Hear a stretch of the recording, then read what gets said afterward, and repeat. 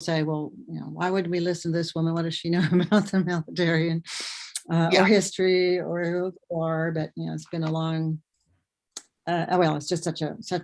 I guess because of my father, I was very close to him, and got him to talk about his experience way before his later days, and it just made such a difference to him. I think that's why. Yes, but. So here, I'm going to share my screen just for a second. I'm going to go through some slides. We have 3 minutes left, but I'm just going to. We are now live on social media. Just Hi, social media. How are you doing, social media? So I have this here. Right. This looks like, I bet, your grandfather. It is. World War I. World War One. Look at that. That's so cool. And but a gathering of men, of course, is your father-in-law, and his last name is pronounced Bethea. Bethea. Yeah. Great. Okay. That's why I never took that name. I said, I have to spell my first name. I'm not going to have to spell first and last. So I go by my maiden name, Simmons. Okay, got it. My wife goes by her maiden name, Ross, because she didn't want to become a DiPastino, and I don't blame her. I share her angst. Yep. Oh, this is great. Jim Roberts is going to be with us. Good. You'll be able to swap military brat stories with him. Yeah. Air Force brat stories. At least I would imagine. And I should put you on the spot. I wonder if Army brats have it worse than Air Force brats because Army bases aren't as nice as Air Force bases. Yes or no? Well, we didn't live on base except for one time. So I don't know if that's normal, but especially with the overseas stints, there wasn't a base in Portugal, and in Germany we might have lived on a base, but rarely did we ever live in base housing. So if there wasn't a base in Portugal, what did your dad do? Well, he was actually there as part of the military attaché group, the MAG, and which could mean a lot of things. He was not a spy. But one time, I think it was we were there during the Cuban crisis, there was a gentleman standing on the corner across from our house for like 3 or 4 days, just standing, looking at the house. My mother told us he was a spy or something, or he was looking, but those are stories. I don't know. Well, you got to run up that one. We went to regular schools and stayed away from bases. So I don't know whether Air Force had it any better. I think they did in the war, World War II, but I don't know that after that they did. Okay. All right, it's 7. Okay. Saddle up. Oh, that's our morning theme song. Oh, Sean, come on. Been too long. Jeez, it has been too long. All right. That's fine. That's fine. We'll do morning. Still inspirational. I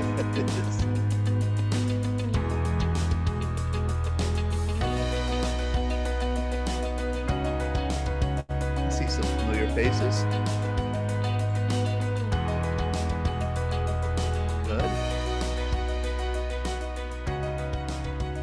Hey, good evening, everybody, and welcome to VBC Happy Hour. I am Todd DiPastino, the director of the Veterans Breakfast Club. And this is one of it's our flagship online program where we get together with veterans and with others and share veteran stories. And with us in the spotlight tonight is Rona Simmons, who, like me, is not a veteran, but unlike me, she's an Air Force brat. Jim Roberts, she's an Air Force brat. And we were just talking about, life as a military brat. And I was sharing with her some of the stories that you've shared with me, Jim Roberts.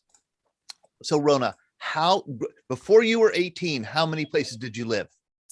Like I said, I have a record. My mother was very diligent about keeping score, but I think if I recall, it was about 18 to 20 before I graduated from high school. So okay, one a year. Once every year. Mm-hmm. One a year, a little bit better than one a year. All right. Yeah. I think new face in school. And so Rona's a writer. Rona's an author. She's other things, but Jim, were you going to say something? Okay. I challenged her and said, I think Air Force brats probably had better living conditions than Army brats. And she said, nah, okay. Jim's giving me the that's not true. Okay. So we decided we want to do a program with Jim and with Rona, if she can make it, and with others who grew up in military families, who grew up as military brats, because it is a unique way of coming into the world. And I think it delivers unique talents and characteristics, and also I think confronts you with unique hardships and challenges. And so Sean and I were just talking before we went live here that we would love to do a program on that subject. And so hopefully Rona and Jim and others who are military brats can join us. So we're going to talk with Rona about some books that she's written. She is an author. Her latest book, her new book, is called A Gathering of Men. It is historical fiction, and it is based on the experiences of her father-in-law, who was a bomber pilot, Harry Bethea. Bethea, in the 100th bomb group, the famous 100th bomb group, or the infamous 100 bomb group, however you want to put it. And she's also the author of this book, which I think is just such an important book, called The Other Veterans of World War II, Stories from Behind the Front Lines. You know, here at the Veterans Breakfast Club, we are always emphasizing how military service entails so much more than combat, so much. In fact, the combat experience is really a tiny, tiny fraction of what military service entails, but the combat experience gets most of the attention. And it's so important, I think, for us to share stories of service that aren't the, you know, flash bang boom, shoot 'em up stories that we often hear, but are the quieter stories of heroism and service behind the front lines. And she's written a wonderful book dedicated to that. So thank you, Rona. Sure. And you'll know that Rona, growing up in a military family, really has a connection. It's more than just writing books about World War II and veterans. She serves the veterans community in other ways, a literary community in other ways. It's very clear she's so dedicated and committed to, among other things, encouraging and helping veterans to write their stories or to share their stories. And so it's just a perfect match to have somebody like Rona, who's done so much research and so much work with veterans, to come on and join us. And I'm very happy that you're joining us, Rona. Before we get to our sponsors, Rona, where are you joining us from? I'm in the North Georgia, I'll say foothills. North Georgia foothills. Okay. Yeah. And you do, and I knew that you spent a lot of time in the South, and so I expected a Southern accent and didn't hear it. But you grew up all over the world, all over the country, so you never acquired that. And I picked up this quotation: "The sweep of events from the First World War to the Great Depression to World War II had momentous impact on our lives, and is a period we could still almost reach with our fingertips." I love that quotation, because I think that's kind of part of what we do here on this program. And part of the magic, I think, of the Veterans Breakfast Club is that sense that when you're with veterans, you could almost reach out and feel Vietnam 1968. You could almost reach out and feel Okinawa in 1945 with Jack Morrow. You know, the intimacy, the way that the past comes to life, is just magical, because of course in us all, the past never dies. In us all, our pasts are always with us. And it's being able to share, I think, that past that each of us carry around, that we could really connect with one another. And that's part of what the Veterans Breakfast Club does. We are a nonprofit based in Pittsburgh. We've been around in Pittsburgh for quite some time. We started doing these online programs in 2020. And along the way, we've picked up some wonderful sponsors who support our online and in-person programming.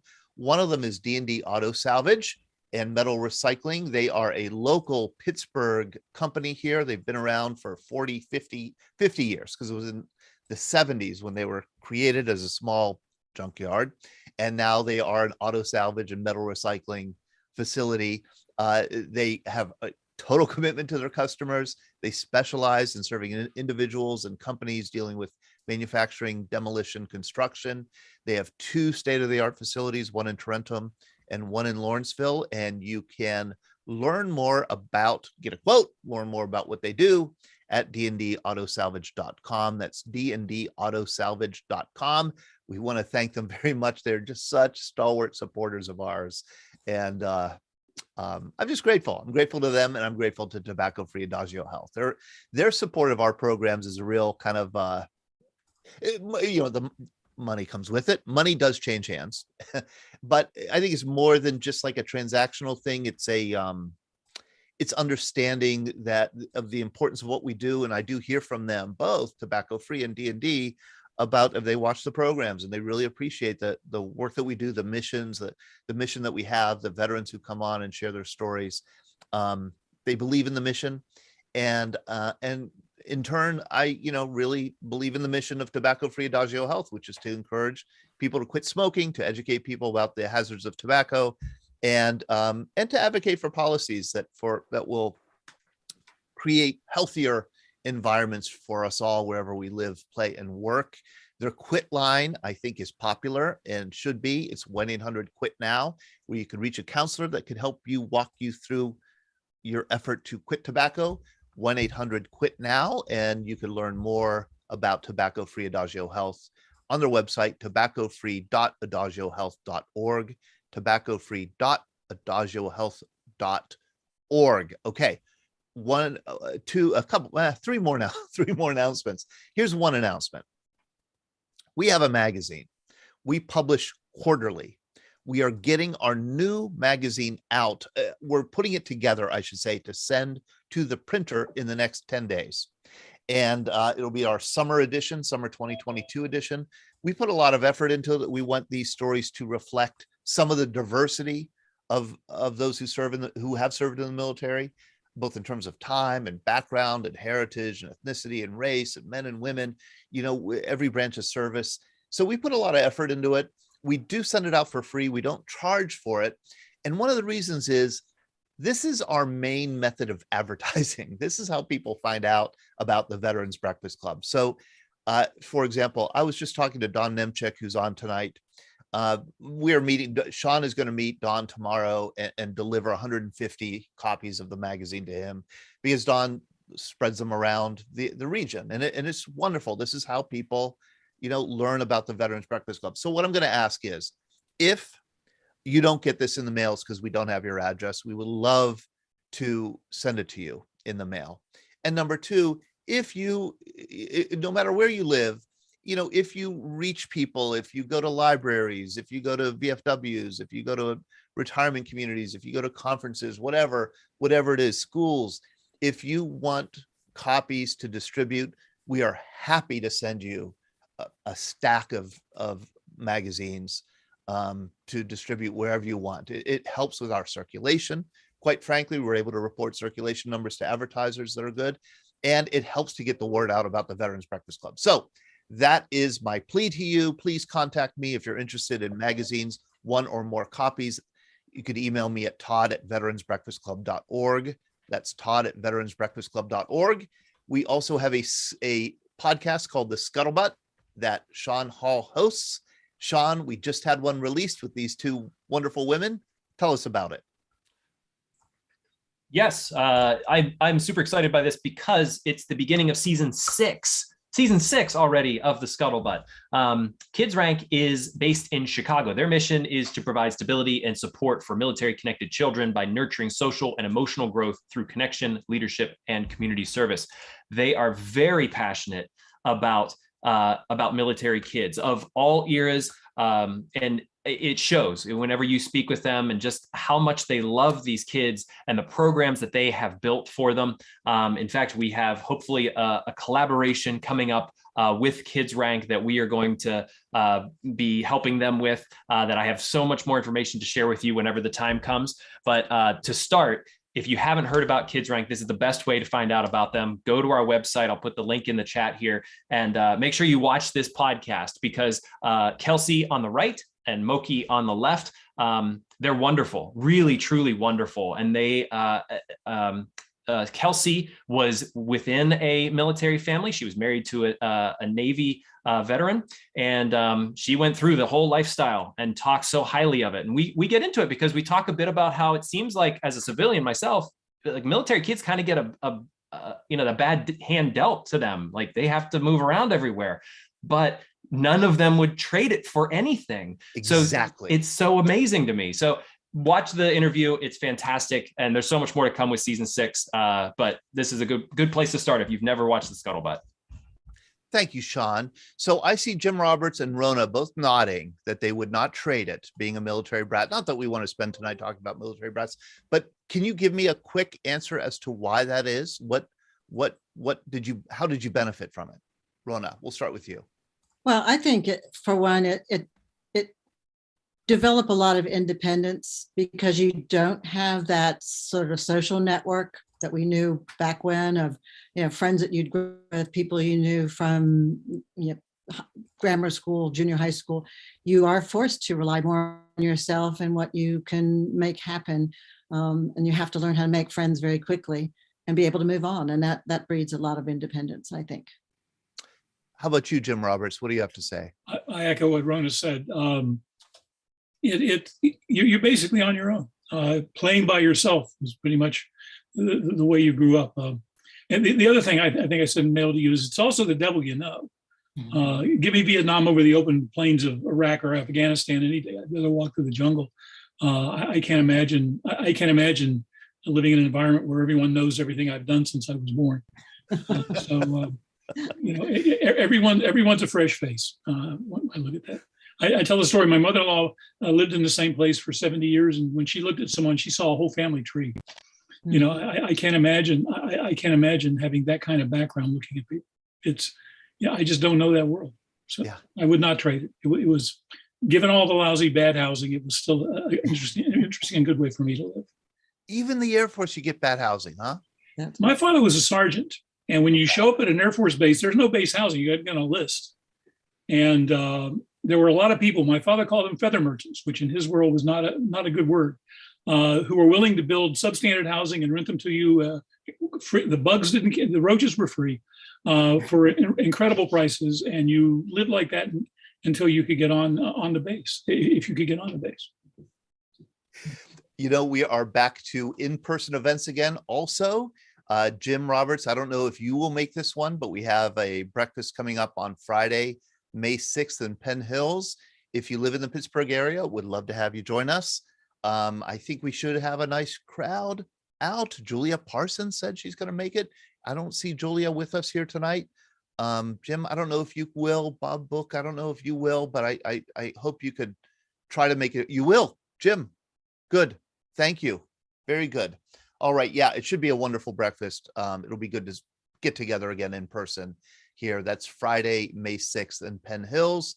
And then a week from tonight, we have this wonderful guest, United States Air Force veteran Sandra Ortega from Baltimore. Mary Klepper put us in touch with Sandra. And Sandra, I love Sean. Can I just say, Sandra's become my best friend. I talk to her more than I talk to my own mom. She calls me every weekend since I connected with her. And I said on last week's program, I said, she's so sweet, she hurts your teeth.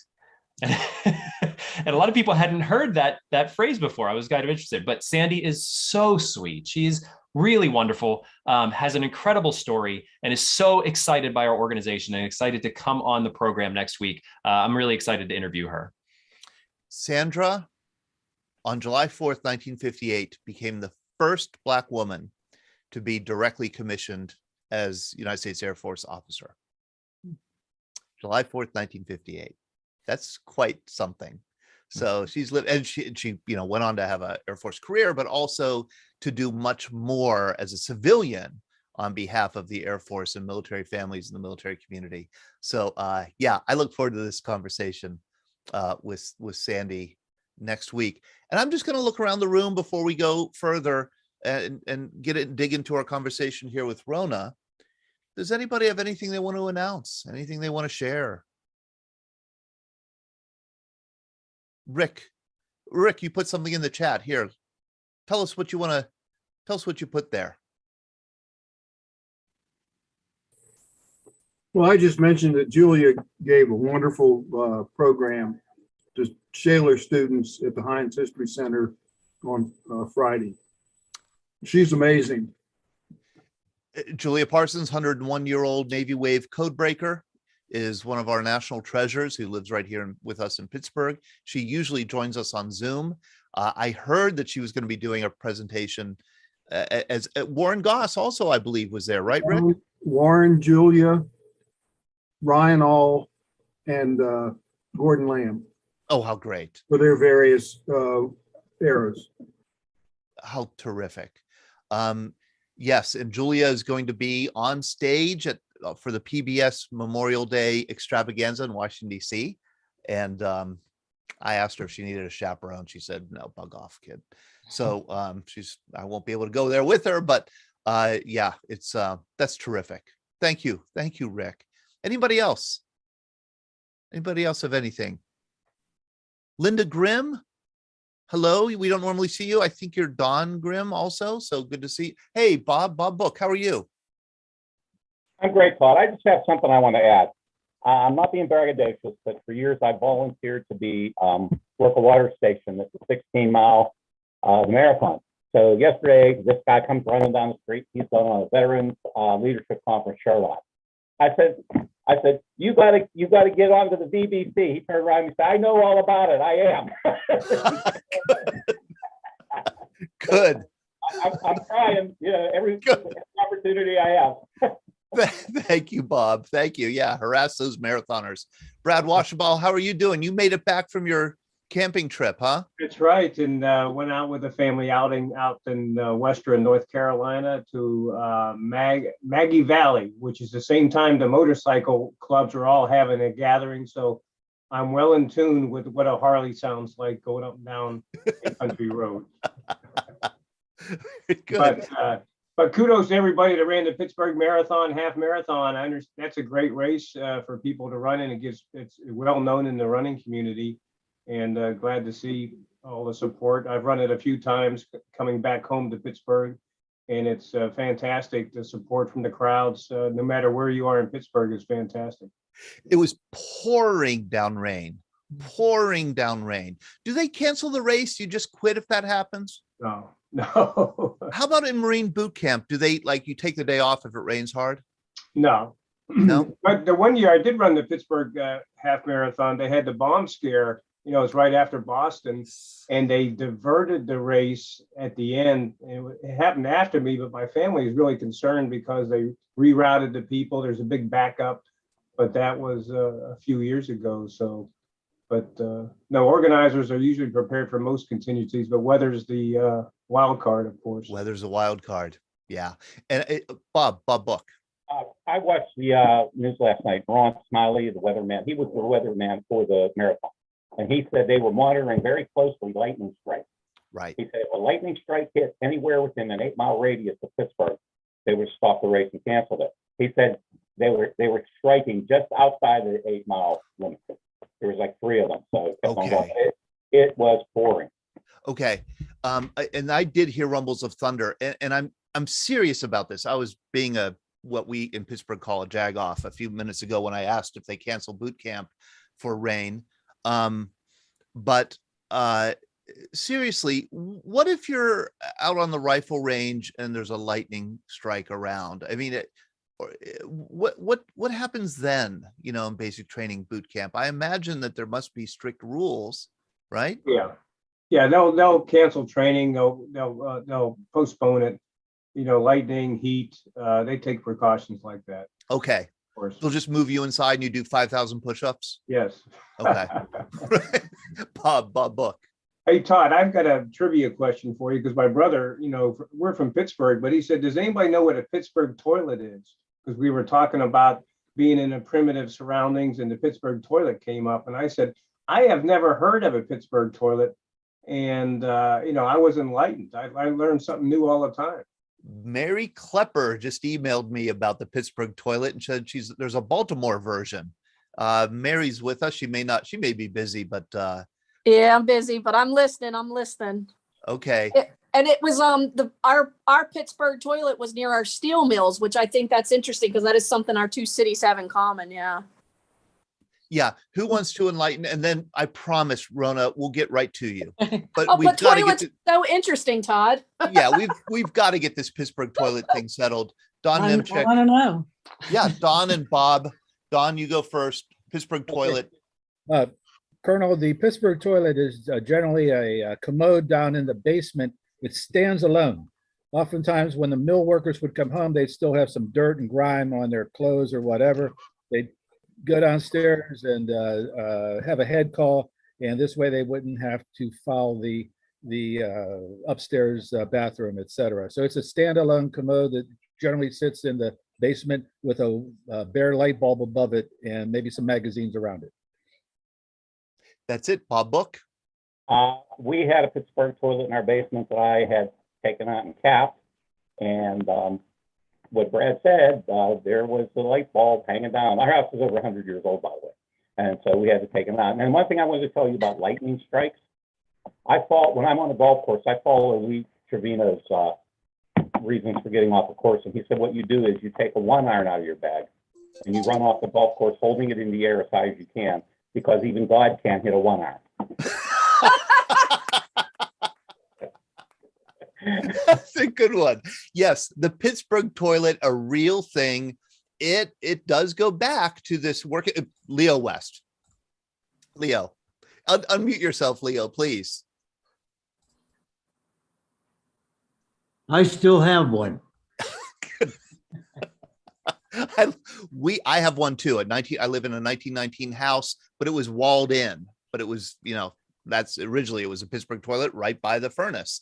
And it goes back to the working class, blue collar roots of Pittsburgh, just like Don said. My grandfather lived in McKees Rocks Bottoms, worked on the railroad. He never, ever, ever took a shower in the proper shower or a bath. He only cleaned himself in the basement. That was his place. So yeah, it was, I think, a very gendered thing. Okay, let's quit this nonsense. I was going to say, Todd, just real quick. I was going to say with the steel mill, especially, you think about what the men were bringing home on that clothing that caused all the cancers and everything. Like right outside of Bethlehem Steel here, it's gone now. We have one of the highest cancer rates in the country per capita because of the coke that was, and I'm sure Pittsburgh has the same kind of issue. So, he was protecting his family, really. Absolutely. Come into the basement, go right there, throw the clothes in the wash or whatever. And, we would hang our clothes on certain days when they weren't blowing the coke stacks. That's when you did laundry. Right. And absolutely the etiquette was, if you were a man, you would enter the house and leave the house through the basement. You would not, when you're going off to work, all your work clothes would stay in the basement because you just don't want to spread it in the house. Yeah, absolutely. Rona, you didn't think we'd be talking about such fun stuff, did you? You never know where you hear something that might warrant an appearance in the next book. So Rona is one of these people, I write also, but I only write nonfiction. I can't seem to write fiction. Rona, you do write fiction really well. And I greatly admire that because I think you can express and represent a lot of history through fiction that you can't quite do in nonfiction. Dialogue. Can you tell me why you chose to share this story as a fictional novel rather than a, straight up historical account? Sure. Well, I think there's actually one primary reason. The prior book where I interviewed 19 non-combat veterans, that was clearly nonfiction. But then when I decided to write this book, there were things we didn't know about what happened in the story. And so the minute you say, well, I'll just say this happened, you can no longer make it a nonfiction book. I really, really wanted to do it as nonfiction. So I cheated a little bit because the story is told, and I decided, because it's about the 100th Bomb Group, that every character in the story, with the exception of the three main ones, is named for one person who served in the 100th Bomb Group. So they may not be in their position. It could be the owner of the barbershop. I gave him the name of someone from the 100th Bomb Group. And so then at the back of the book, I took each one of those people and told a very short paragraph about their story because I just love nonfiction and I wanted to honor those people. So that was one small way of getting their name out there. And you honor your family in writing and sharing their story. You work so hard to get these stories right. Here are some family members of yours. A couple. There are a couple more to come. The person on the upper left, that's your grandfather. That's right. World War I. I hate it because I've not ever taken the time. There was nothing I knew about him in terms of where he served. And someone said I might be able to look at the insignia on the uniform, but I have so far not been able to pinpoint his service. I'm not sure that he went overseas, but I do know he was in World War I in Indiana and served his country then.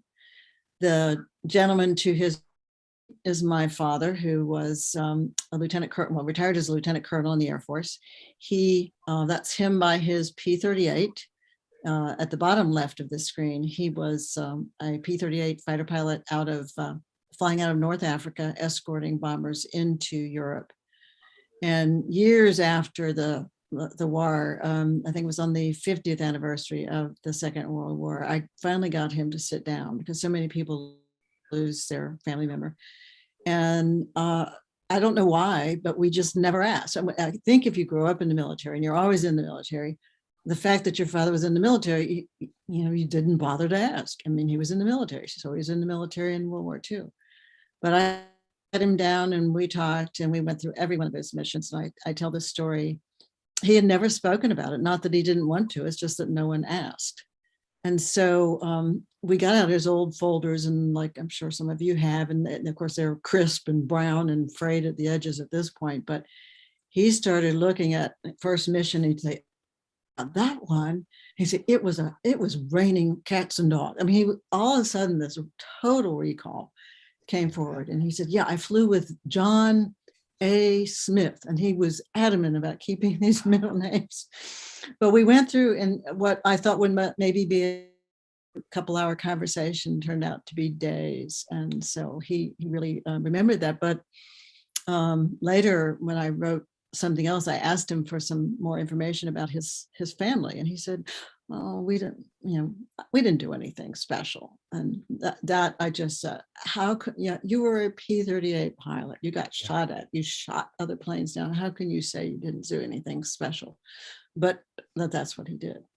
And then the picture on the bottom right is the crew for my father-in-law, and he's kneeling on the far left of the photo. He was a B-17 bomber pilot in World War II as well. He flew out of England with the 100th Bomb Group.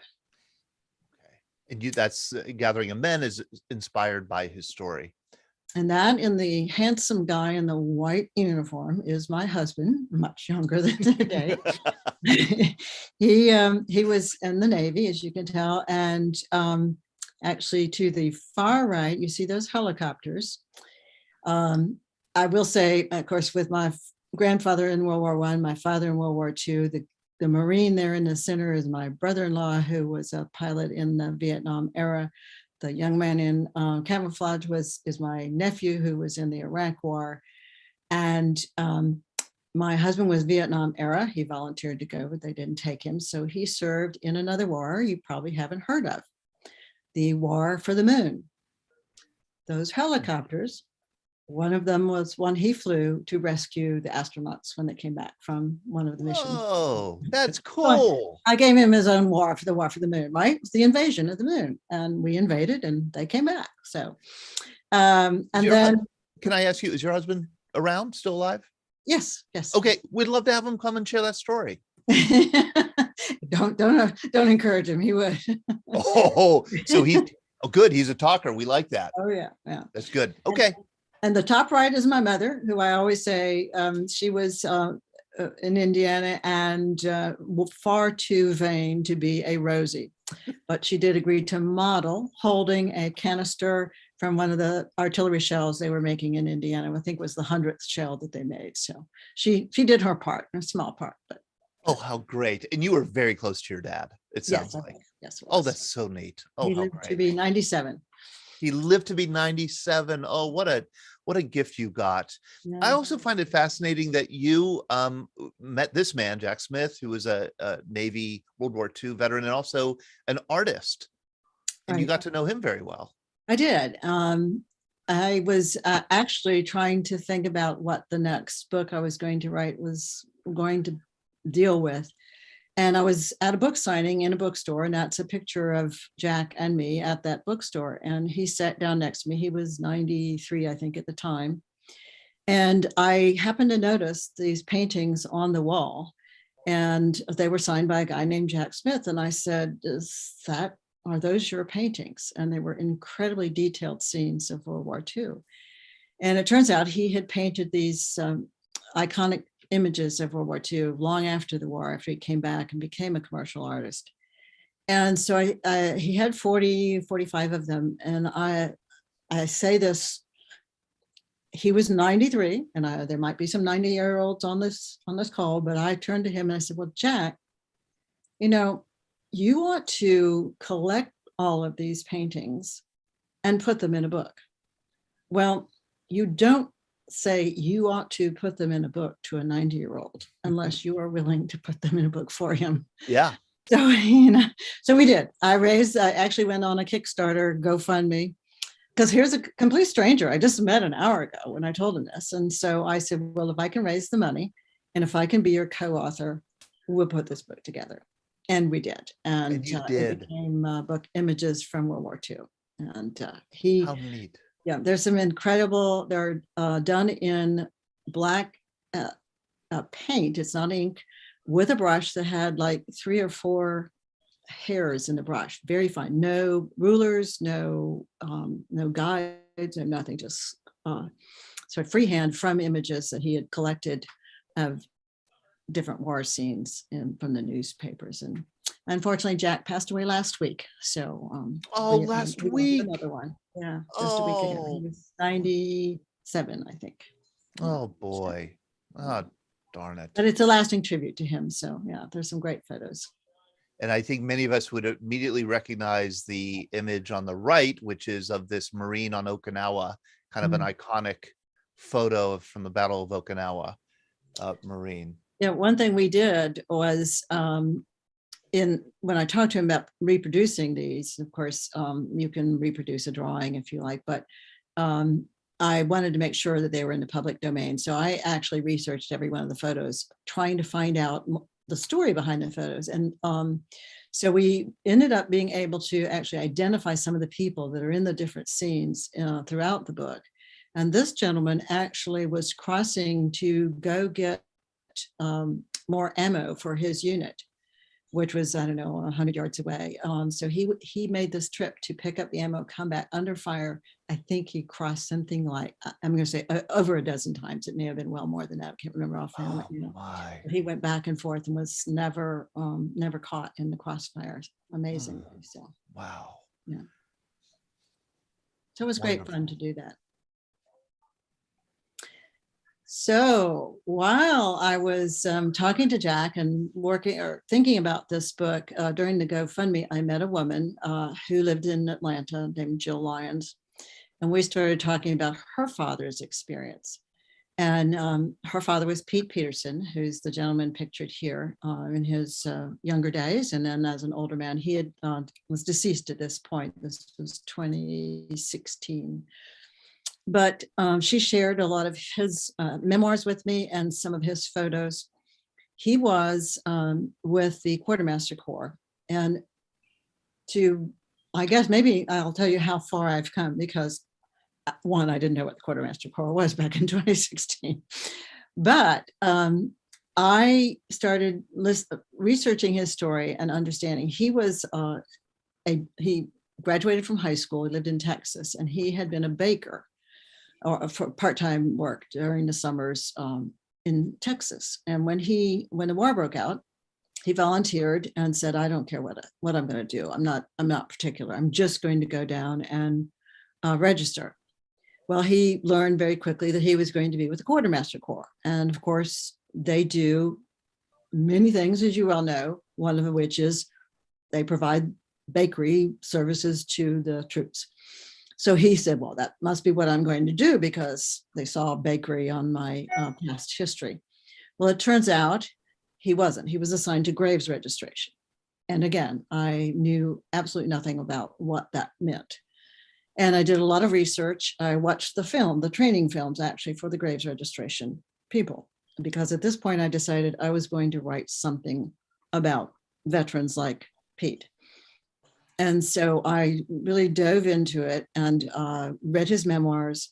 He was such a stickler for precision. He said his favorite courses in high school were geometry and algebra. And so when he was eventually assigned to in the Army to Europe, in Patton's Army, of course, the more I talk about to veterans, all of them were in Patton's Army some way or another. Everyone who knew Patton or has a Patton story, but Pete had his. And he was told he would have to go out and acquire the land for the cemeteries for the battle that was going to occur the next day.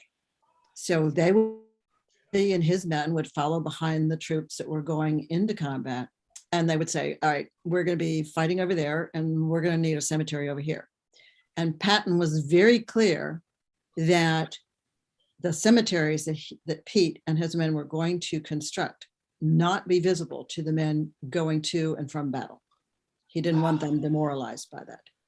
So Pete had to go find the right piece of property that would be away from where the battle was going to take place. And it was much more civilized war than some we know today. And so he would acquire the land, basically go to a farmer and say, we'd like your land, we're taking your land. They would give it back at the end of the war, but they would acquire the land. And so then they would begin constructing, digging the graves. And he was insisting that the grave to be would be lined up perfectly straight and that the angles would be absolutely 90 degrees. And he was going to give all his respect to the fallen that they would then collect the next day and bring back.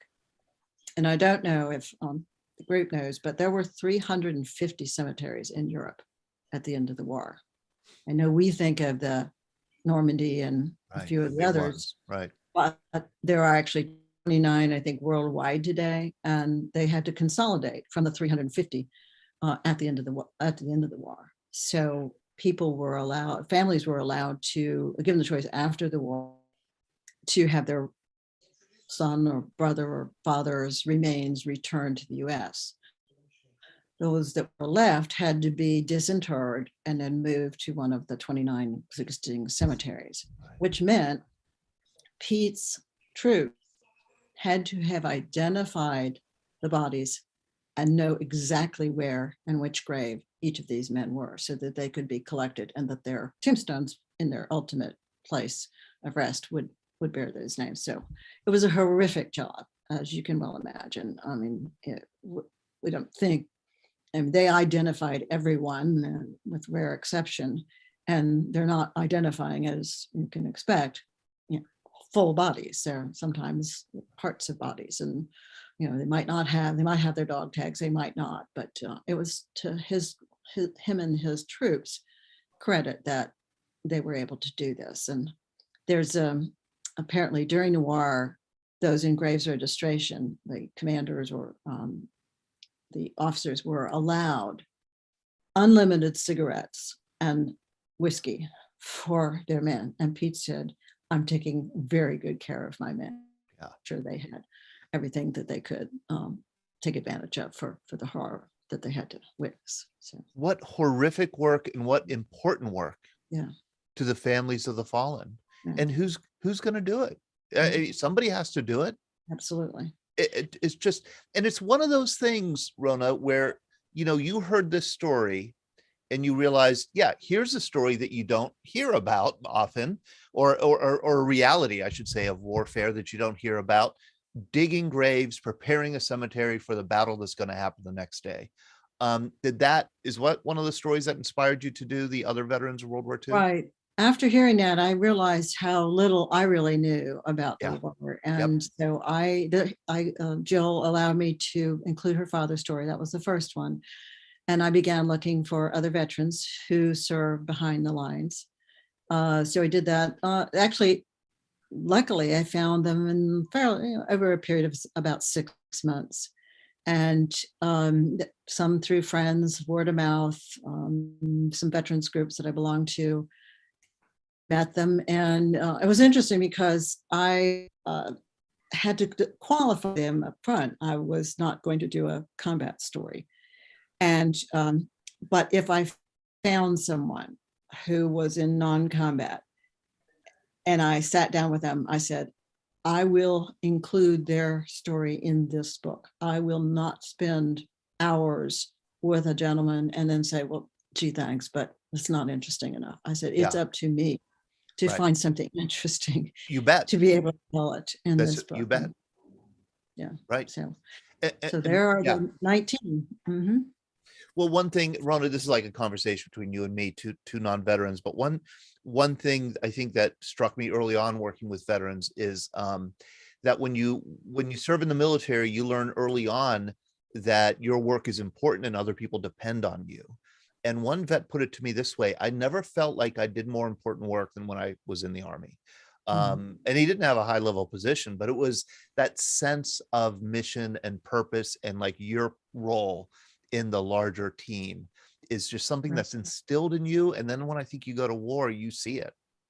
You see that there's the need. And that there's a early on. Go ahead. I'm sorry. Early on, when I was talking to one of the first couple of veterans, he said, now make sure when you tell our story that you differentiate. We are not non-combatants. We are non-combat soldiers. Right. And I said, absolutely, but I'm very, very sure. And I would say out of the 19, most of them had some sort of, I mean, they were behind the lines, but they too were in danger from almost the get-go. And so many of them had near-death experiences or certainly saw their share of the fighting, maybe with the exception of the women who were a stateside or something else. And certainly if you were in Europe anywhere near the Bulge during the Battle of the Bulge, didn't matter what your job was, you were given a rifle and you were sent to fight. And that was a reality. I just took the same 19 veterans, and I was very lucky in only 19 that I found people from all major theaters of war, men, women, blacks, whites, Jews, Christians, and across the major services, from the Air Forces, Army, Navy, Marines, etc. The one story I lack, and I'm glad she's not here tonight, with Sandy Stows, who I know you all met, Vice Admiral Sandy Stows, who's a friend of mine a few weeks ago. No Coast Guard. No Coast Guard. Oh. I haven't told her that. I don't know that she's read the book, so I'm sorry, but I couldn't find a Coast Guard person. Yeah, we won't tell her or Ida Mae Gower because no Coast Guard. That's fine. That's fine. But there is a question I'm going to have see if anyone here knows. On that map, there is someone from the Saco Navy. Does anyone here know what the Saco Navy is? No. Okay. China. Anyone raise their hand? Right. China. Yes. Right. What does it stand for? It's the Sino-American Cooperative Organization. We were cooperating with China.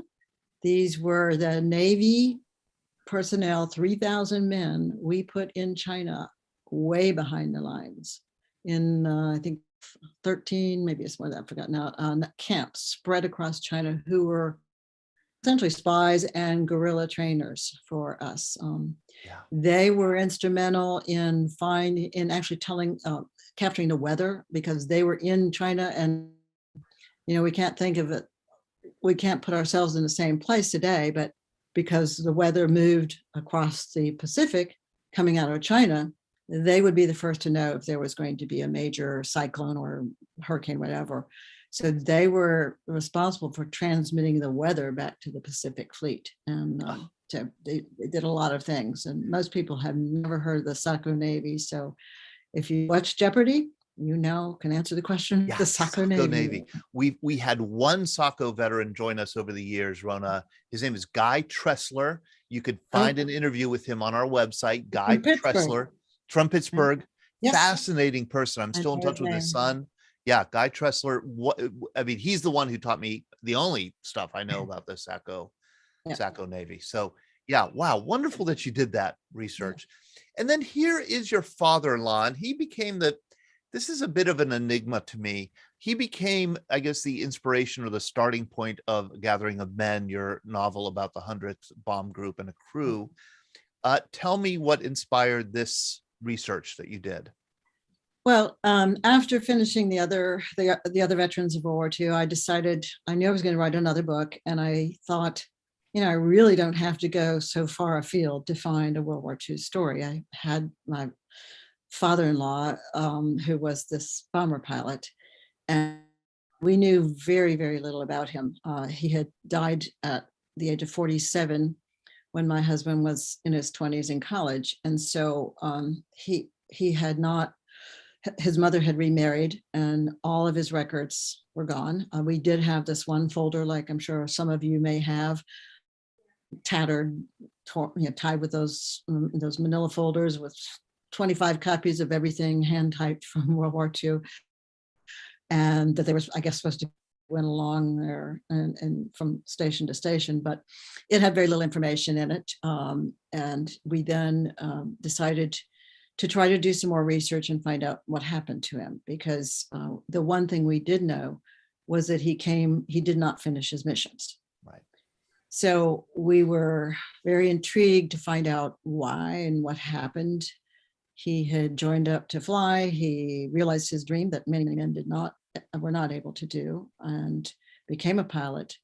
And then I think on the next slide you might have, we were able to, this is a picture of him with his wife, and him in high school, and a portrait that was done, studio portrait. And that is basically, those are the only photos we have of him. When was this photo taken, Rona? Of course, the wedding photo was in 42. The high school would have been in the 30s, and the portrait, I'm guessing he's about 35 or so then, so probably 45 in the late 40s, maybe early 50s.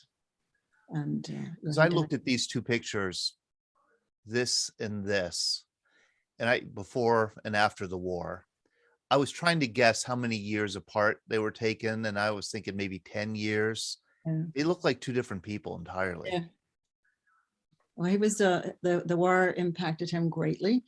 We know that. From what we can tell, and if you go to the next slide or two, this is of course, as we were trying to find out about him, we rode away, got some information from Washington, but found out, like many others, that about the fire in St. Louis. Most people know about that. In 1972, the Veterans Administration records were burned in a fire, and this is an actual picture of some of those that survived, and credit to many of the people who helped restore from crumbs some of the papers. We still got almost nothing from them. I think we got a list of his missions, which was helpful, and that's in the next picture or two. Yeah, there's your standard. We didn't, this was one of the pieces of paper we had, which was his crew list. Right. And some of the, I'm sorry, that was, I think what he transferred to Europe with. This was his crew list or his missions. And then we're able to construct each mission with a lot of help from the 100th Bomb Group Foundation and their records. The next slide, which I believe has, and if you'll go one more, sorry. This is a representation of each of his flights. So we knew what day, what the mission was, where he went. We've actually found a lot of after action reports, and we're able to document which missions or which part of the war he was involved in. He went over in April 44, and he returned home in August 44 after 21 missions. And we were at a loss, really, to find anything more about him. And we were doing this back in the 80s, and I think there's one more picture of his crew. Oh, yeah. We decided to see with that list of his crew list. I said, well, it was when Google just started. Yeah, the men in the I said, well, give me a name of one of his crewmen and maybe we can find a few of these people, because it was I think it was 1990. I said, but don't give me John Smith. We'll never find a John Smith just poking around the country. So luckily they had some odd names and we ended up finding 3 of them. And there was, I think, 2 others whose widows were still alive, but 3 were living or that we could find. And we were able to call them and talk to them about his father. And my husband would ask them, well, so after they told their things, we got to that final mission and we said, can you tell us what happened? And they said, well, he went home early. We said, well, yeah, he completed 21 missions and he was supposed to have completed, depending on the time frame, 30 or 35. And we said, well, we know, but what happened to him? And they'd say, he went home early. And we kept probing, trying to come at it from a different angle and say, well, yes, he went home early. So that's all we got. And we hung up and it took us a while. My husband's very upset that he didn't find out anymore. And the further we reflected, and I said, no, we got the best answer we could possibly have gotten. What an honor that those men not to speak about whatever happened on that flight or that last flight that caused him to either remove himself from flying status or be removed. We don't know to this day. We will never know at this point. We believe he had a nervous breakdown, but we don't know. So that story, because he's certainly not the only one that happened to, that story became the book, A Gathering of Men. I wrote it as I said earlier, as fiction, because we don't know. And there were several things we couldn't say. Do you speculate in the book at all? Yeah, well, I tell what I've read about other people's flight, about what happened to other pilots. I mean, there's an enormous amount of research because, again, I wanted to write it as nonfiction. So I did a lot of reading of other pilots who experienced or nervous breakdowns or were removed from flying status or for whatever reason could not complete their missions. And so I do try to describe what we think might have happened. Okay. On that final mission, they were hit and the bombardier was severely injured. He did survive, but he was, they didn't know, the bombardier sat below the pilot, and so the pilot's flying and they know, of course, the plane has been hit. It was hit several times. And they only knew that the bombs were away, but they knew the bomb bay doors had not closed. And so they sent one of the guys in the back down to the bomb bay to find out why he hadn't closed the doors. And he was injured about his arms and torso. So he was unable to pull the doors closed. And so the men, quickly, and his, of course, the oxygen had been cut off to him as well. Oh. So the really strong oxygens put this together, and all this is happening in seconds because he's out of oxygen. They strung tubes from the back of the plane all the way to the bomb bay and restored his oxygen while they tended to him and closed the bomb bay doors. And my father-in-law, understanding what was going on and what the men were doing and having to take their gloves off, and it was freezing and everybody was either A, going to be out of oxygen, or B, have frostbite, he took the plane down to a lower and flew it back, and they managed to land safely. And the gentleman did survive in the war and his wounds. So we knew that. I mean, that story has actually been written up in a couple of books, but nothing more after that. Right. And you share some statistics here that I think is this for the bomb group, 100th bomb group? Yes, it is the, because I was wondering, is this a rare story or does it happen all the time? Of course, we know a lot of men went for R&R. They gave them a week off every once in a while when they could spare them. And so I was trying to find the statistics. And I went to the 100th bomb group, and there were 7,000 men in the 100th one airfield, one air station in England.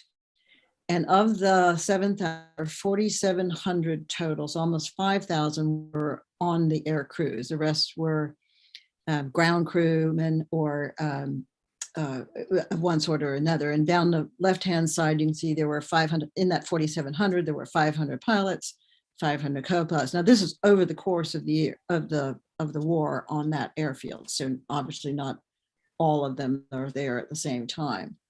But so each little stick figures represents 10 people. And then of those 4,700, 2,700 completed. So the over half completions that were required. And then of the next number, 100 were either killed in action or killed in the course of duty. 1,000, I need my glasses, 1,000 became POWs, and some of whom returned and continued to serve. But the very last column, 120 who were either transferred or removed from flying status. And so of those, one of the 20 pilots within this bomb group that didn't. Now, this is a very vague to prove, because a lot of times the medics would transfer someone rather, I mean, having an RFS on your record was such a stigma. Yeah. These men had to go home with that and leave their comrades. And it affected many far worse than my father-in-law. So they tried to find other ways of dealing with them. Either they would transfer them to another unit, they would put them in training or training other outside pilots or other airmen, doing anything they could, administrative jobs, to not give them the RFS that they had to live with. So. Your father-in-law never obviously talked about it. Yeah. He died young. Was his early death connected to his service at all? Yes, well, we believe so. Of course, medicine back in 1964, believe it or not, was far as it is today. The doctors, though, did tell my husband that they absolutely believed that the war was what had caused the cancer that he eventually had developed. They were convinced of it. It was far more than cancer, and he was never really the same person. Of course, my husband didn't know him before the war, but he was, he coped, but he was never, I guess, the vibrant kind of person you would want to have known. Does your husband remember him as a psychologically healthy person, or as kind of a haunted person? I'm just thinking, you said there's stigma. I think, there's another gentleman whose story is on the internet. He also, he was from a different bomb group, but he returned, and later in life, one of his co-pilot found him at a reunion or near a reunion. He didn't go to the reunion, but they talked. And the gentleman who had been removed from flying status told his co-pilot he never spent a sober day for 11 years after the war. Now he got over that. But so, everyone came in, it affected everyone differently. Yeah. I mean, the war alone, surviving your missions affected people, but these men, for whatever reason, couldn't go on. And maybe they removed themselves knowing that was probably the best thing to do or not. Yeah. But it was a terrible thing to have to endure. Yeah, terrible thing to have to endure. Absolutely. The stigma, and then also that turned inward, the shame. Yeah. I could be projecting, no. But that the sense of that you had somehow failed, that you had, how do you live with that? Oh boy. Well, and that's why I think that it was so nice of these gentlemen to, and the same with the other one, the other person I mentioned, his co-pilot did say he was a wonderful person and a skilled pilot. And, it's just, but for the grace of God, there go you and me. I mean, you bet. I don't know. You Yeah. cannot put yourself in their feet, in their shoes. No, not for a second. And see, this is the kind of thing that you could address so well in fiction when you don't have all the evidence to present it as nonfiction. I think, this is where you, Rona, have to imagine, put yourself in their shoes, imagine the trauma, which is not easy to do, but you learn how to do it, I think, just by reading and learning, really absorbing as much information as you can from the sources. I want to, before I open it up, I want to questions and comments. This is a novel about a crew in the 100th Bomb Group, which had a reputation for being, one of the most decimated bomb groups of World War II. I had heard, and maybe you could put this rumor to rest, I don't know whether it's rumor or true, I'd heard for years with the Veterans Breakfast Club that the reason why the 100th Bomb Group was so targeted by the Germans was because of an incident that happened early in the air war. And I'm sure you know what I'm talking about, where a B-17, this is the story I heard, a B-17 in the 100th Bomb Group dropped its wheels, signaling surrender. And as a German fighter came to direct the B-17 to land, the bomber turned and shot down the fighter, playing dirty pool. Right. And from after that, the Luftwaffe just targeted what was the tail designation? A square D. A square D, targeted any plane with the square D in the 100th Bomb Group. Is that story true? Well, I tell it in the book too, because it's a great story. And that too is written up in a number of books. And mostly it's been refuted. I think the best, yeah, I know, sounds like a good story, but the best comment I read about it was a bomber pilot or a fighter pilot, can't remember which, was saying, you're in combat. If you're the Germans, you're not looking for tail insignias. Things are happening so fast.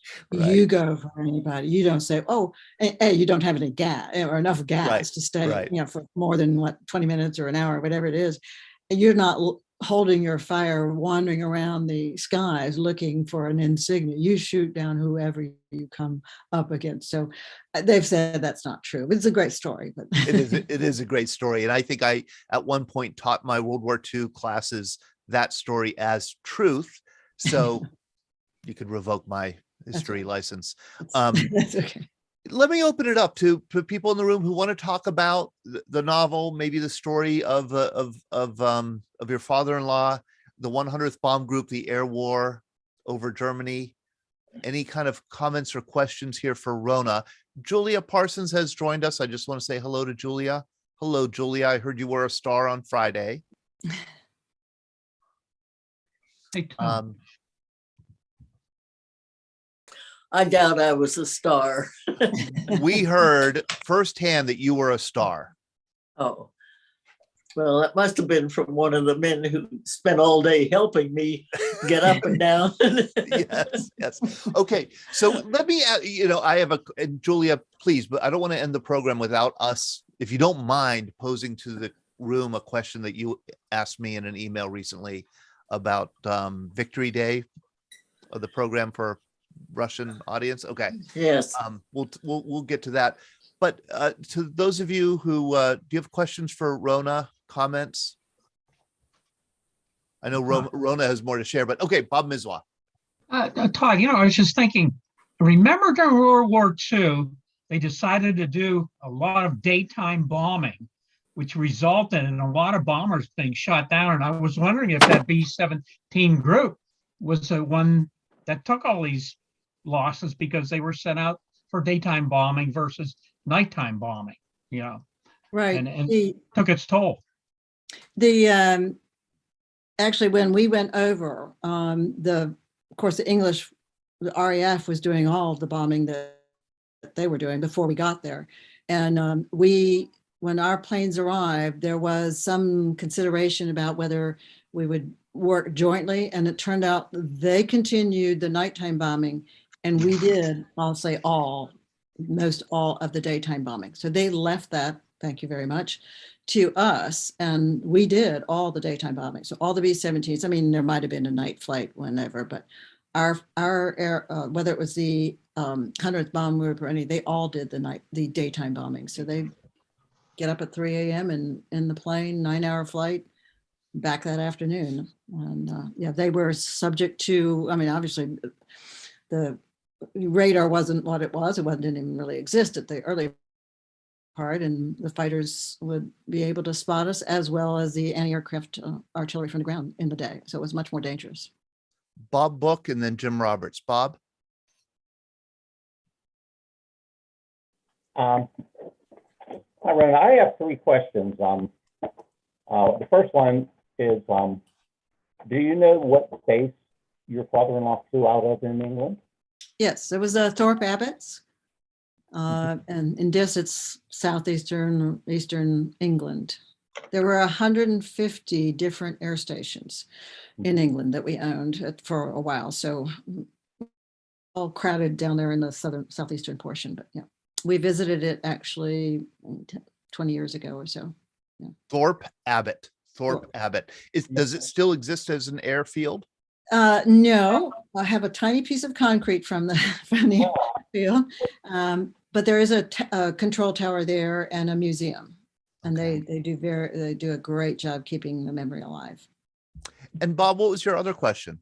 I have two more questions. The first one, I think I texted you. It was about the artist, and you said that he used just a few fibers from his paintbrushes.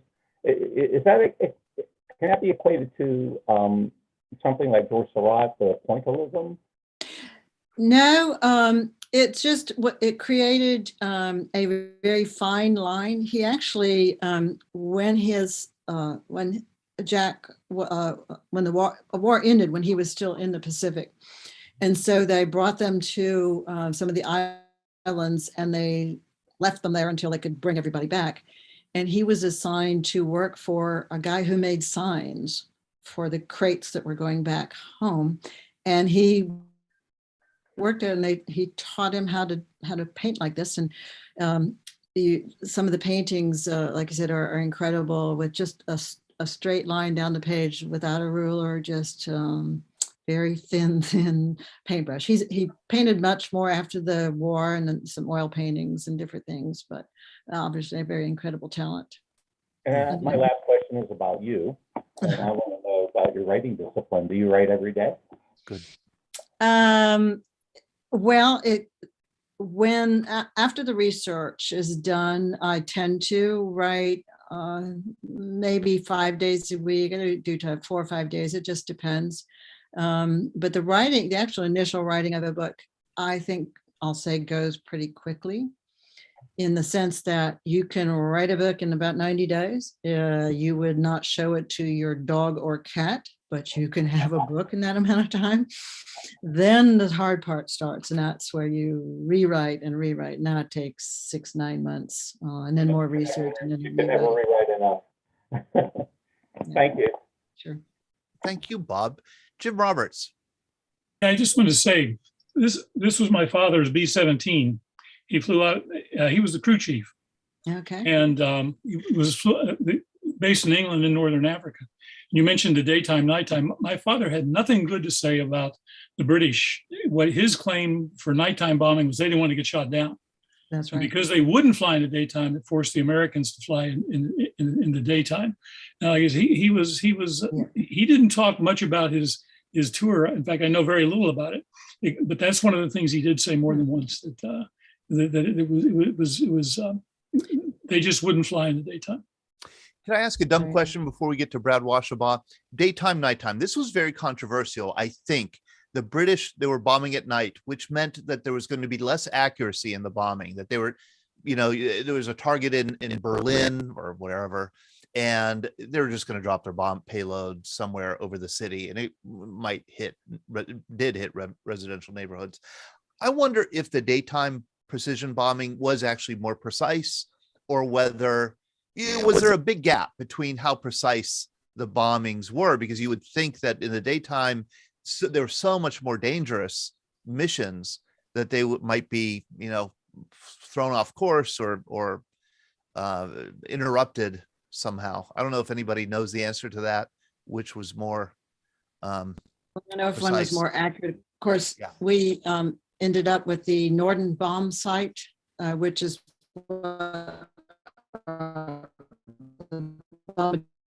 We're losing you, Rona. They would use We're losing Rona. yeah. Okay, you're getting Georgia. pixelated, Rona. You're getting a little pixelated there, and I think it's just because. Okay. Your Georgia connection. Let's try it again. Is that any better now? Yeah, better now. Goes. You'll see in the movies the men looking through that site, and that was a Norton bomb site. That got perfected over the course of the war, so it got better and better in terms of accuracy. But we relied on being able to see the target through that site. So we would see a building, a train station, and be able to bomb that. And that's why they had to fly. Once they got over the target, the pilots could not deviate. They were stuck. They had to go in straight over the target at the same altitude. They were not allowed to deviate. Here's the top secret Norton bomb site, right, which was guarded with the soldiers' lives who would transport it from base to base. Right. I've read that it didn't work, really, not really, but I guess maybe it was improved over the war. Yeah, I think that, as I said, it went through several iterations. Okay. And so early on, it might not have, but. Okay. Brad Washabaugh. Yes, well, wonderful, Rona. Wonderful that you are here to tell stories Thank you. of our veterans and capturing so many different facets of military service. I was wondering, does your book, or do you know about the experiences of the air crews in between missions with all the stress back at the base, how they dealt with it? I mean, you see a little bit of it here and there. And I also want to put a plug in for Greatest Generation Live. Our next show will have John Morgan's story, the Medal of Honor recipient, who was featured in 12 O'Clock High. He was portrayed in that. And the only Medal of Honor recipient to be captured by the enemy forces after he received the Medal of Honor. So a fascinating story. But getting back to the life of a bomber crew in between missions, it must have been very stressful. I was wondering how they handled that and what life was like in between these perilous missions. Well, they did, of course, a lot of people say, well, all you had to do was 30 missions and you're home. I mean, a month, right? But didn't quite work out like that. Most people were over there for 6 to 9 months and complete 30 to 35 missions. And of course, they tried to stagger them. It just depended on the mission, whether they went up the next day or had 2 or 3 days off. They tried every week or two to give them at least a day off. And then after, I think, 2 weeks, they were theoretically allowed to go to a R&R facility somewhere away from the base.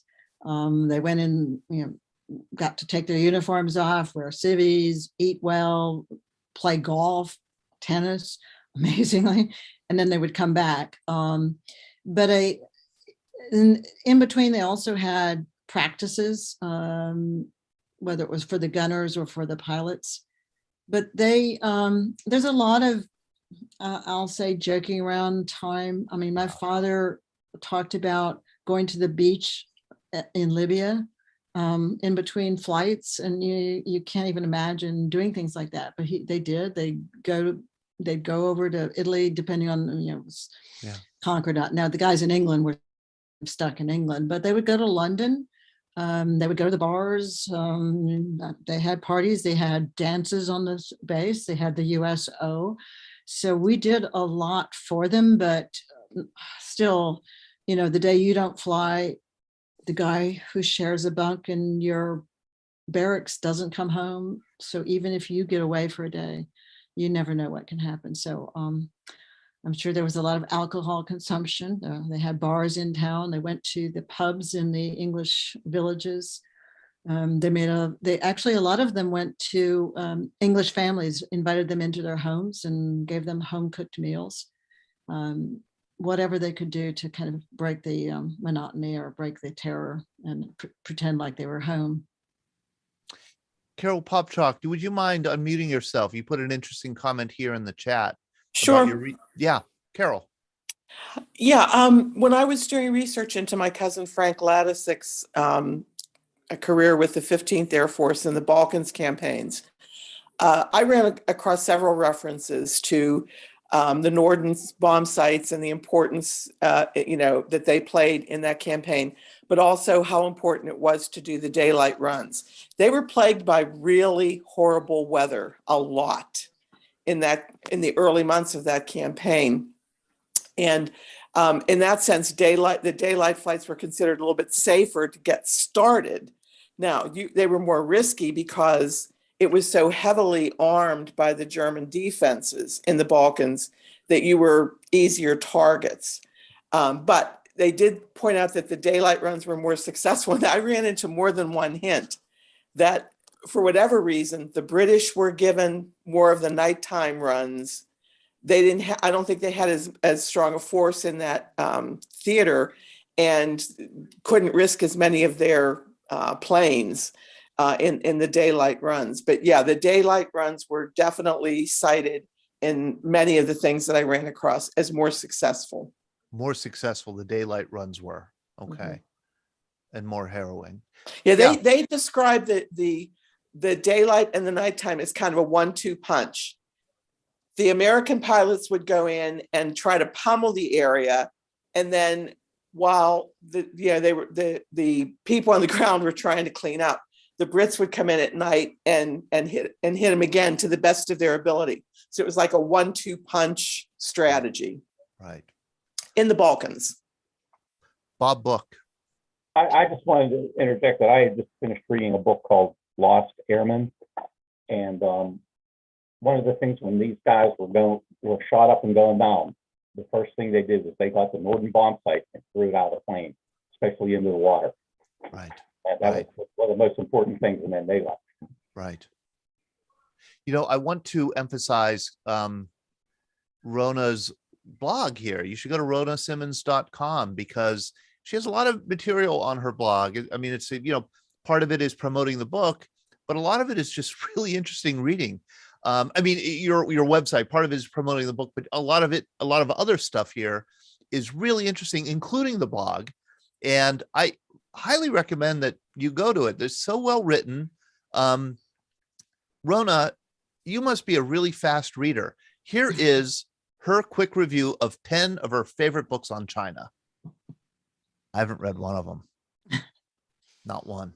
Every once in a while I try to pick a topic that I think is something I don't know about, like China, and pick like 8 nonfiction, maybe 1 or 2 fiction, across the board, whether it's political, history, art, or culture, and just read 10 books on it. And it takes time, yes, in between writing. Only when I'm not writing, I think. She read Kissinger's book on China. That thing is like 950 pages. You didn't read every page. I did. It's a fascinating book. It's a page turner. It really is. It was worth it. That is so great. Rona, that is so great. And this book on the Opium War, I've heard of it, and I it's kind of on my long list because the Opium Wars were so important. Fascinating stuff. So I encourage people. Hey, Todd. Todd, it's Mary. I just wanted to say the Opium War is quite fascinating because that actually led to the Chinese, of course, coming to the United States and joining the mining. And that is why, honest to God, I learned this last year prepping for one of my tours. Deadwood, South Dakota had the second largest Chinese population in the country at some point. Yeah. Oh, because they all came for gold. And then, of course, they couldn't come back. They couldn't grow their families because of the Exclusion Act. But yeah, so those Opium Wars are very fascinating. They really are fascinating. And they certainly animate the Chinese sense of history and the sense of identity and their sense of destiny. I think they're very aware of the rotten deal that they got from Europe, and you get the sense that they're trying today, that part of their empire building strategy today is to I guess finally grasp the destiny that they felt had been denied them earlier on. Maybe I'm definitely Yeah, that seems to be part of it. So I highly recommend Rona. And there's another thing I want you to talk about, because I've never heard of this, and I find it so laudable. Another project that you're involved in. You're involved in a lot of darn projects, but this is one of them. Stories Behind the Stars. This is an attempt to write the story of every U.S. service member killed in World War II. Right. And you too can be a part of it. It's free. Tell us how. Tell us how. It is a volunteer group that I joined a couple years ago when there were just a few of us. A gentleman from Utah, I think originally, Don Milne, formed the group. He had written a bunch of stories and decided this was worth pursuing. So he began soliciting volunteers, and somewhere along the line, I'm in the Army, I raised my hand. And what we do is there are, of course, 421,000 Americans that were killed in action, missing, or whatever the circumstances. And we are devoted to making sure that they are more than a name on a tombstone or on a wall somewhere. So we share some different websites where we can do the research, whether it's ancestry.com, Fold3, which is an incredible site, honorstates.org. And we go in and we each take names and look these people up, try to find a photograph, do the research on who they were, what they did, what unit they were. You can gather very little information. It's very disappointing, but other times you find some just incredible stories. And to make this more manageable, what the group has done, originally it was just, you can pick anybody you want. Here's a list of all of the deceased. And then we went to doing all those who died during Pearl Harbor, and we were successful. We memorialized all of those. We did D-Day, everyone who died during D-Day. And then we're now working on Arlington National Cemetery, anybody in the cemetery who is from World War II. Wow. And then to keep the interest up, because I'm not sure I really have to find something of interest. And so last year I decided when I looked at my records, I had done maybe 50 stories that were from 50 different, not 50s. I had done like 20 stories from 20 different states. And I said, well, that's only 30 more stories. I can do all 50 states. So I did. I did one person who died from all 50 states. And then I said, well, what a great idea. Since I'm from Georgia, I'll do one person from every county in Georgia, except that there are 159 counties in Georgia. So I still have some work to do, but I've done 40, 45.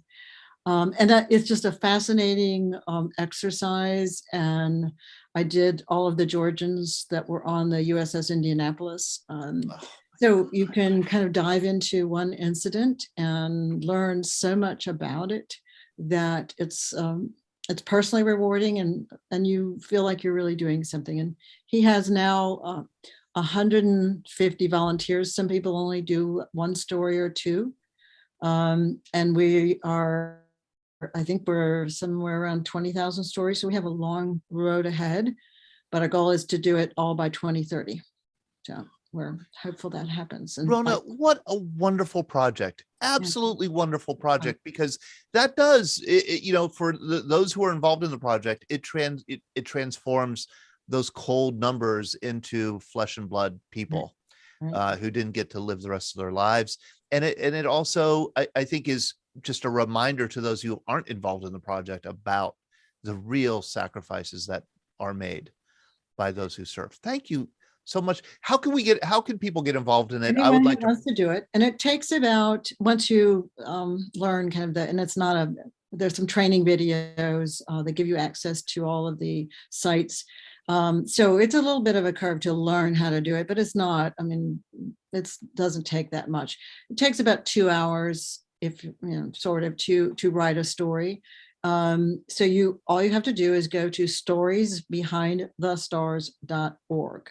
storiesbehindthestars.org. Okay, we're going to share that with our group. We send out an email every week Right. I would like to spotlight this project. And it's right on that front page, there's a button that says volunteer. You click Got it. that and you're in. So- Got it. But you can do one story. You may have someone in your life who obviously know something about, but Right. somebody else like me who just picks their name at random isn't going to give them as good a story as if you wrote it. So we welcome anyone who wants to contribute. Oh, that's so great. Well, I'm going to be sharing that a lot in the coming weeks and months and years, I expect, Rona, because it's just, boy, is that up my alley. Thank you so much. Do we have any other, I want to pose a question on Julia's behalf. Not that she needs me to pose it, but is there anybody who has a comment or question for Rona before we? Yes, Bob. Rona, I don't read novels. So how can I get 2 copies of your book autographed? Can I buy them on your website? You can. They won't come autographed if you buy them through the web links, but if you will email me, I will get 2 autographed books put in the mail to you. I will pay the postage and all the 9 yards. Okay? And people can contact you through your website, correct? Yes, They can get your email. My email's there.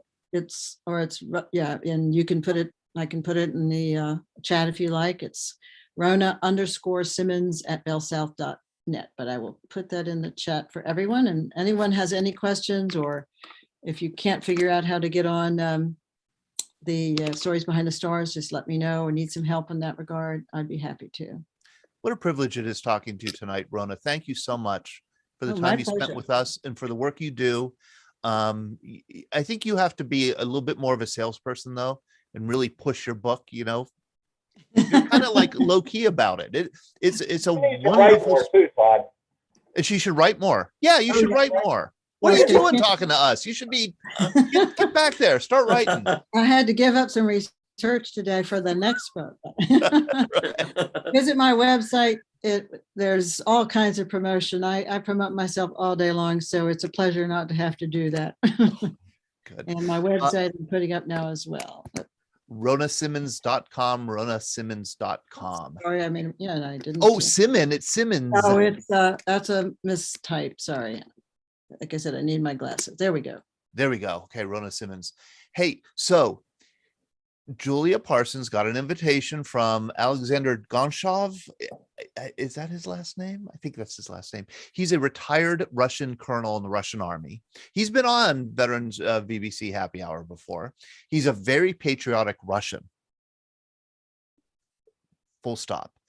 And of course, Victory Day is coming up May 9th, which is one of the biggest holidays on the Russian calendar, the Victory in Europe Day, the Great Patriotic War. Julia, they would like to have Julia on a special program as a U.S. Navy wave code breaker. And Julia, what's your hesitation about joining the program? Well, I just feel so strongly about this Ukraine war. I feel like I'm not being true to myself if I go on this program and say nice things about their victory. Unfortunately, the last time I sat for 3 hours and heard nothing but Russian. This time they tell me something will be in English. And I only knew I was on when I heard my name. That was the only thing I heard in 3 solid hours that I could understand. So I just don't know quite. I would like to be on the panel again. It was a different situation. It's all in Moscow. So this time the time is going to be early in the morning, but I can handle that. That's not a problem. I think Julia Julia should go on and wear this shirt. That way you could be true. You could be true to your principles, but also participate in the program. And not say anything about the war at all. Yeah, don't have to say anything. And then don't be surprised when your connection is lost. Exactly. Exactly. That's I feel for you, Julia. That's really tough because It's a tough one. average people don't. The average Russian person is not part of this. You know, I have a colleague who's Russian, and nobody even talks about it around her because we just feel so bad for her, and her family is stuck out. You know, still lives there, and it's very difficult. I certainly, I haven't refused You have a tough or decision. accepted. Yeah. So, yeah. Sky Wow. Masters, Scott, you strike me as a very wise person, unlike the other characters we have on tonight. What would you say? Oof. In that circumstance, I actually have a Ukrainian student who's 17 years old, whose parents are still in Kyiv, and he has been torturing himself about whether or not to go back. It's been really tough going through that with him. Oh, poor kid. Poor kid. Wow. I would say offer one thing. Sorry, is my mic still on? Yes. Yeah. No, yeah. I think having an American appear is a good thing because you show a different side of America than maybe what Russians are told we are. And I do, as you say, you might get your mic cut off, but you represent the war where we were on the Russian side, and they did help win the war or won the war for us. So I think that's admirable for us to bring that up and show that we're normal human beings. And that's what I had in mind, to put a good face on for the country. So, well, thank you. Represent the best of us. I think you should be there. She sure does. Thank you. She sure does. Well, thank you. And thank you again, Rona, for joining us. And thank you, Julia Parsons, age 101, Navy Wave Codebreaker, joining us. Jack Morrow, World War II veteran, age 97, joined us tonight. Thank you all of you for joining us tonight for this wonderful conversation. I look forward to seeing you maybe some of you I'll see in Penn Hills on Friday morning. Otherwise, we'll see you Monday night, a week from tonight. Sean, were you going to say something? Nope. Just bye, everyone. Thank you so much for a great conversation. Goodbye, everyone. Good night. Thank you, very Rona. much.